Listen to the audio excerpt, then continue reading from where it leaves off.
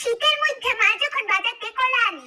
মাগু মা বাইরে কি ঠান্ডা পড়ছে। লতিকা ছুটকি কইলো তোরা আইসো মা দেরি হয়ে গেছে রে আইতে আইতে।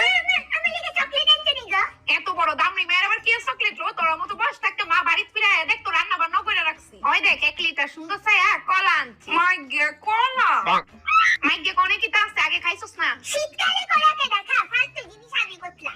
তুমিই খাও তোমার কলা কত আজে বাজে জিনিস লইব বেডি। হ্যাঁ যা খাওয়া লাগতো না তোর আর আমি খামো নি। লতিকার মধ্যে দে চলো। দিদির মা লতিকা।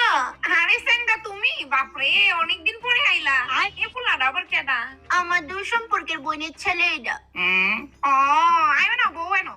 আসলে আমার মার হাজবেন্ডের বড় মেয়ের ছেলে। আরে এবার বুঝছি অনেক দূর সম্পর্কে বোনের ফুলা হই। ইস আরে খাওয়ানোর লেগা ঘরে বিস্কুট টিস্কুট কিচ্ছুই নাই। কিছুই তো না আন্টি আমি আমার হিঙ্গেশ খাই। মনে পড়ছে আজকে সকালেই